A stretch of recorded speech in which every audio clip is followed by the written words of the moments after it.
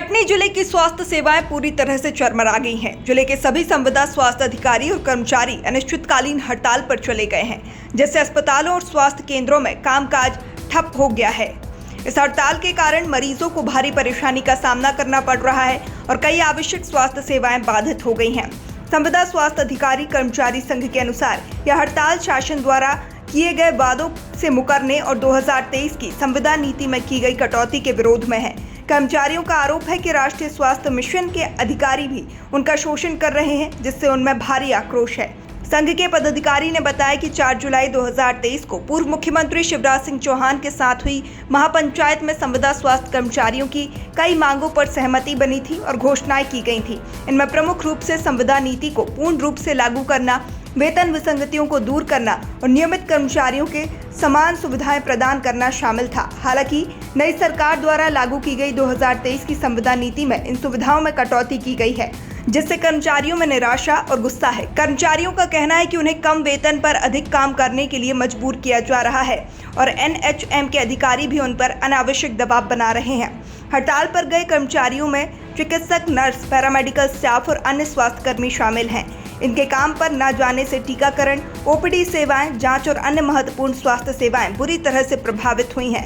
ग्रामीण क्षेत्रों के स्वास्थ्य केंद्रों पर इसका विशेष असर देखने को मिल रहा है, जहां मरीजों को इलाज के लिए भटकना पड़ रहा है।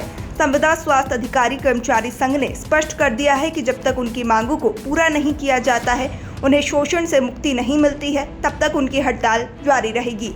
संवाददाता मोहम्मद एजाज की रिपोर्ट।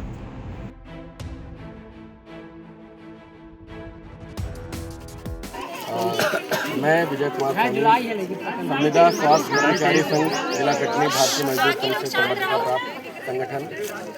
हम लोग अपने जो है प्रदेश स्तरीय आह्वान पर हम लोग हड़ताल का आरंभ किए हैं, जिसमें हमारी जो प्रमुख मांगें थी वो थी अप्रेजल समाप्ति और पीएल एमएल में जो हमारे साथ इन्हें कटौता किया है उसके खिलाफ हम लोग आंदोलन कर रहे हैं।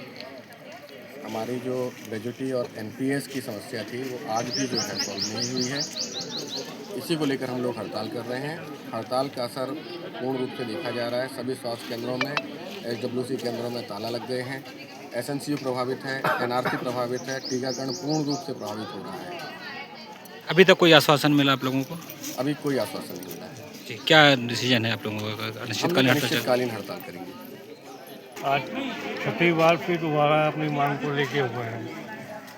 पिछले 6 बार से मांग की जा रही है जो पूरी नहीं हो रही है। हर बार कुछ न कुछ शासन द्वारा कटौती की जा रही है मांग में, जिससे लोगों के अंदर नाराजगी है और इसका असर ये आ रहा है कि अंत में होकर हमें स्ट्राइक पे आना पड़ रहा है। हमें पता है कि इससे आम पब्लिक को काफ़ी नुकसान हो रही है, काफ़ी दिक्कतें हो रही हैं, लेकिन हम भी आम पब्लिक के अंदर ही आते हैं, जिसके अंतर्गत हमारे ज़िले में ही करीब 500 एम्प्लॉई हैं। 500 के परिवार पकड़ लो आप, तो 4 गुना करके उसमें करके 2 से 3 हज़ार व्यक्ति इससे प्रोवाइड हो रहे हैं और ये काफ़ी बड़ा है।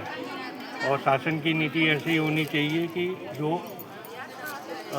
नीति है उस नीति में कटौती ना करें, अपना दिमाग ना लगाएं, जो बेनिफिट है वो दें, क्योंकि शासन कोई जेब से अपना नहीं दे रहा है। जो भी पैसा है वो हम लोग ही टैक्स के रूप में दे रहे हैं, हमारा ही पैसा है और हमें वापस मिलने में काफ़ी दिक्कतें हो रही हैं।